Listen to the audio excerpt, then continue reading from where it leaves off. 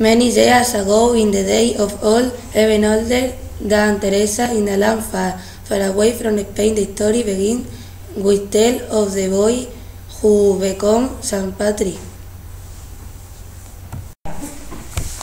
He was not born on Ireland, which many people believe, including many Irish people. No, he was born in a country across the sea from Ireland, called Gales. Gales is not far from Ireland, which turned out to be rather unfortunate for young Maewyn Succat. Who is that, I heard you ask? You see, that was his name before he became Patrick. I am glad he changed it as St. Maewyn Succat Day. It is much harder to pronounce. I am sure that young Maewyn had a normal childhood. Perhaps he played football with his friends who also have similar names. Perhaps he used the internet. Could he have a Facebook page? Or how about a mobile phone to text his friends? I wonder which TV programs he preferred.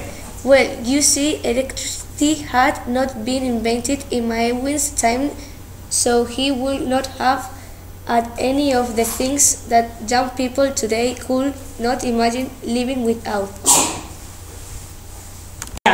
What kind of games do you think John Maewyn and his friends played so long ago?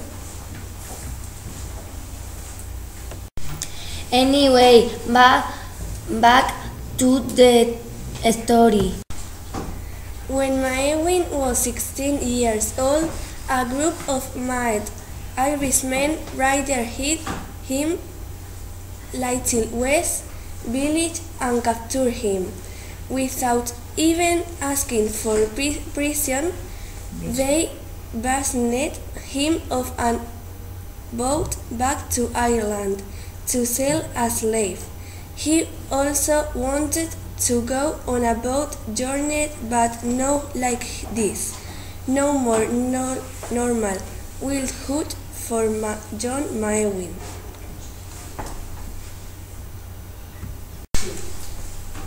He was sold to a Druid chief who had a large herd of pigs.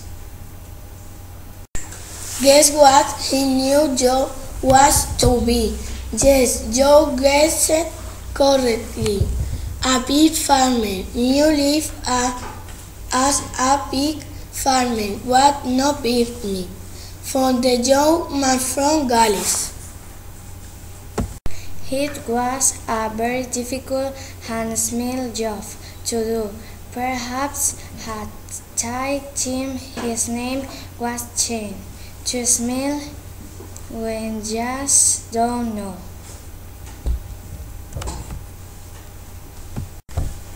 He ate, slept with, and generally lived among the pigs. At age 9, he would tell them the story of the 3 little pigs, how they loved that story. It was during his time in Ireland that Maewyn became a Christian. One night he heard a voice in his dreams telling him to get an airplane back to his own country. But airplanes were not yet invented. He had to go by ship. He fled the coast of Ireland and found his way back home. After having the world's longest shower, he joined a monastery where he stayed for the next 12 years. It became his goal in life to convert the pagans of Ireland to Christianity. Perhaps he thought that this would put a stop to their pastime of kidnapping and selling young boys into slavery. It was at this time that he took the name Patrick. He became a bishop and went back to Ireland to pursue his destiny. He was very good at his job as he helped many people to find God and believe their old pagan was behind. He even went to visit his old slave master to show that he had no bad feeling towards him. He also wanted to visit his old romances, the pigs, but alas, they had all been eaten. This upset Patrick because he was looking forward to a nice piece of ham. The story goes that his old master took all his valuables to his house and burned it down with himself still inside. Apparently, he did not want to face his former slave who had become famous. Many stories have been written about Patrick. He was not dedicated St. Patrick, which would come much late. It is said that he drove all the snakes out of Ireland, not in a car, mind you, because cars had not been invented yet either. This is not exactly true. At that time there were no snakes in Ireland, as the devil is often referred to as a snake. It is said that he was the devil he banished from Ireland. It is said also that he used the shamrock as a symbol of the Holy Trinity. Does it we the shamrock is very foil in Ireland and people around the world associate it with Ireland. But we don't know that he built many churches and schools all over Ireland. He spent almost 30 years in Ireland teaching the pagans of that green land about the wonders of the Catholic religion.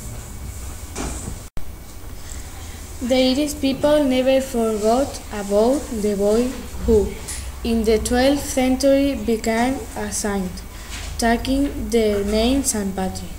St. Patrick's Day was originally a religious holiday, but these days it is a secular holiday. It is celebrated each year on March 17th. Which is the day on which he died. Ireland is not the only country to celebrate. Over the country, many Irish people went to distant lands to find fame and fortune.